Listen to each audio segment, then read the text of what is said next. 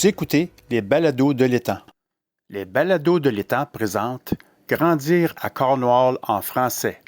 Entrevue avec Robert Poirier, animé par Mario Gagnon. Bonjour et bienvenue au balado de l'étang. Aujourd'hui, nous avons le plaisir de recevoir Robert Poirier. Robert, je voudrais commencer par te remercier d'avoir accepté mon invitation d'être ici aujourd'hui. Mais je t'en prie, Mario, merci, c'est tout un honneur d'être ici. Robert, si je me souviens bien, mais tu es né à Cornwall. Mm-hmm. Oui, je suis de Cornwall, d'origine cornwallienne, oui. Pure laine, wow! Oui, pure laine. Puis tes parents, eux autres, est-ce qu'ils étaient d'origine ontarienne? Franco-ontarienne, oui, très fièrement. Mon père et sa famille venaient, je veux dire, originalement de Saint-Isidore, de Prescott, ensuite d'Alexandria, et ensuite de Town, imaginez-vous, où mon grand-père avait une fromagerie. Okay. Et ma mère, elle, son monde, si vous voulez, c'est de Castleman-d'Embrun. Okay. Elle est née à Cornwall. Puis, en grandissant, tu peux-tu un peu me parler de ton voisinage? Mais mon voisinage, en fait, c'était une petite ruelle, un cul-de-sac, si vous voulez, Lennox Lane, qui se trouve à pas tellement loin d'ici, où on est présentement. Oui. On est dans l'ancienne école de la Nativité de la Bienheureuse Vierge Marie. C'est le nom officiel de l'école qui était ici dans le temps, dont je suis allé, dont ma mère a fréquenté aussi. Et tu me disais aussi que tu avais enseigné ici. Je n'ai pas enseigné ici. Je suis venu ici. J'ai été... ouais. Mes enfants, c'est drôle, mes enfants sont venus aussi à la garderie qu'il y avait ici. Donc, c'est une école qui a passé par là 3 générations.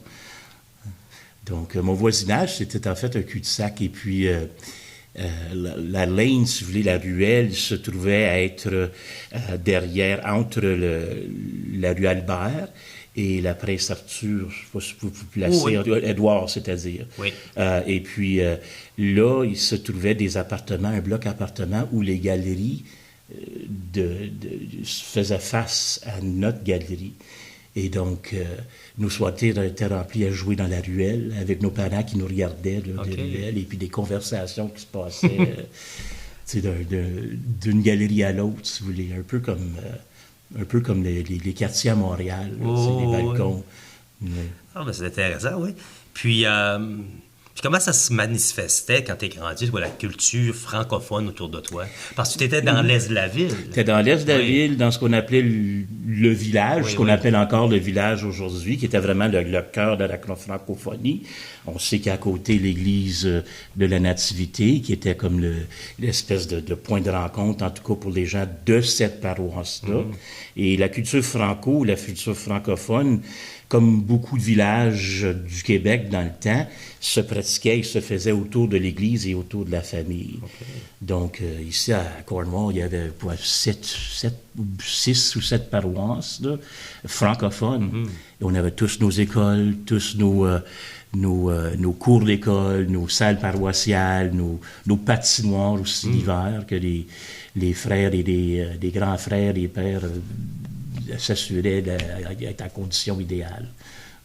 C'était intéressant à voir. Puis, comme tu dis, le village, je me demandais toujours, parce que moi, je suis pas comme moi, puis j'entends toujours parler de l'Est puis de l'Ouest. Puis ça, à partir de Pitt, je crois que c'était la séparation anglais-française. Mais ça revient à ce qu'on appelait dans la ville de Cornwall originalement le square mile, tu sais, le mille carré, si vous voulez, qui se trouvait à être, qui finissait à peu près rue Marlborough, et qui allait jusqu'à rue à peu près ce qu'on appelle peut-être Augustus, je pense, je me rappelle bien, et jusqu'à la 9e à peu près jusqu'au chemin Montréal, d'accord? Et nous autres, on était évidemment à l'est de ça. Donc, c'était ce qui était le township avant, le canton, si vous voulez, de Cornwall, et l'amalgamation qui s'est faite, je pense que dans les années fin 40 ou début 50, et puis c'est là qu'il y a eu, mais pendant des années, c'était le secteur francophone, et si on traversait de l'autre côté, mais on s'aventurait du côté des Anglais. Il fallait faire attention. Puis là, tu me parles de ça, c'est intéressant. Puis pourrais-tu parler un peu de tes souvenirs qui te reviennent, des jeux, puis des fêtes? Et puis... on revient à la culture. Hein? La culture se pratiquait beaucoup à la maison. Traditionnellement, nos fêtes de famille... c'est intéressant parce que ma mère était fille unique. qui était très rare à l'époque. Là. Okay. On parle de familles de 13, 18. Ah oui. Même chez nous, on était 7 enfants. Oui. Donc, ma mère s'est repris pour ça. Et mon père aussi, j'imagine. Mais parce qu'on n'avait pas qu'elle n'avait pas de frères ni sœurs, ses cousins devenaient nos oncles et nos matantes, d'abord, nos mononcles et nos matantes, comme on disait. Donc, puis on passait des soirées à chanter, beaucoup de chansons en français, des chansons à répondre, nos fêtes de Noël et du jour de l'an surtout, là, la maison était pleine à craquer, là, tu sais. On faisait la grande tournée en famille aussi. Donc, ce côté-là, je pratiquais beaucoup à l'école et à l'église aussi. L'église était comme au centre de notre culture aussi, protégeait un peu notre langue. Okay. On était isolés un peu, mais on était bien. Tout se vivait sur chemin Montréal. Hein? J'ai écrit un peu dans... On pouvait naître, mourir, et mourir sans quitter. On avait tout ce qu'on avait besoin. Sans dire un mot en anglais. Sans dire un mot en anglais. Je me rappelle même la première fois que j'ai rencontré quelqu'un qui parlait aucunement en français. C'était à la salle Nativité aussi. Je travaille au bingo, je pense, et puis je rencontre un gars à peu près de notre âge, puis on commence à jaser en français. Puis là, il nous arrête, il dit, en anglais, il dit, écoute, là, je comprends pas. Je dis, comment ça, tu comprends pas? Je pouvais pas m'imaginer que quelqu'un parlait pas français. Wow. D'accord? Nous autres, on parlait bien anglais. Je sais pas comment qu'on a appris notre anglais, mais on a appris notre anglais. Probablement à travers la télévision, probablement, je sais pas. Je sais que pour mon père, lui, le français était important parce que lorsqu'il est allé à l'école à Dorney ou dans le coin d'Alexandria où il était né, ils ont dû le retourner à la maison parce qu'il ne parlait pas anglais. Okay. Donc, ses parents lui ont parlé en anglais. Et quand on est né, quand ils ont eu une famille, ils se sont convenus, mes parents, que notre mère allait nous parler en français et que notre père allait nous parler en anglais. Okay. Pour pas qu'on soit dans ce dilemme-là. Mathé, tu me rappelles que tu contais une histoire de lutteur. Oui, Courant est intéressant pour ça, parce qu'on était anciennement, avant la 401, les routes, le chemin Montréal, qui était la route numéro 2, était le lien principal, je veux dire, l'autoroute principale entre Toronto et Montréal, d'accord? Et puis, à l'époque où la lutte était...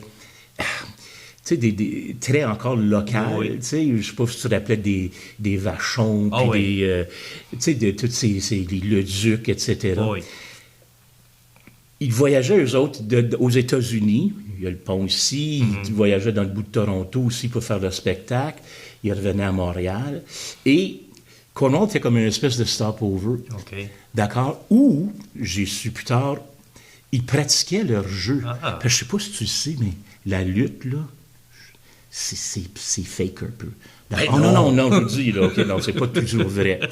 Mais on avait le grand plaisir, des Creechman de l'époque, je sais pas si tu te rappelles, de Tarzan à bottine, Tyler, Carpentier, tous ces grands noms de la lutte-là, ils venaient ici. Ils pratiquaient leurs trucs. Et puis, le lendemain ou 2-3 jours plus tard, à la télévision, sur le matelas, je ne sais pas si tu te rappelles de ces émissions-là, de lutte, et souvent dans les grands spectacles de lutte qu'il y avait au Stade olympique ou ailleurs, on voyait les mêmes matchs ici, mais avec des petites variations. Parce que moi, dans ma théorie, là, ils venaient ici pratiquer, d'accord? Et puis, là, on les revoyait le lendemain. Ce qui est intéressant aussi, c'est que même s'ils étaient comme grands ennemis sur la scène, c'était des grands chums. Okay. Il y avait au coin ici de Marlborough et du chemin Montréal le Grand Hotel, qui était d'accord, qui est devenu, je pense que c'est des appartements maintenant à louer. Mais dans cet hôtel-là, qui était pas loin de l'aréna, après s'être battu, puis s'avoir fendu la tête, je sais pas trop, là, mon cousin, qui était lui-même une espèce de gars colosse. Ton cousin ou ton oncle? Mon cousin, mon oncle, c'est exactement comme... exactement, parce que chez nous, mon oncle Jerry, c'était vraiment le cousin de ma mère, mais ma mère, c'est ça qu'elle avait. Et puis, on allait... Lui, nous faisait rentrer par en arrière, parce qu'il était garde aussi, puis spécifiquement garde pour autour des loges des lutteurs. Mais il les connaissait. Une fois, il me dit, viens-t'en avec moi. Puis moi et mon frère, il nous amène au Grand. Il dit, toi, tu vas t'asseoir ici, là, tu vas prendre un coke et tu dis rien.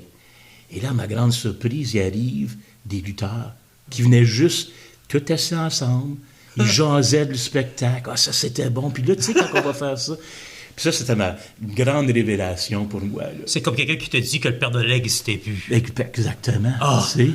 Là, je me rappelle, moi et mon frère, on est revenus. On dit, peux-tu croire ça?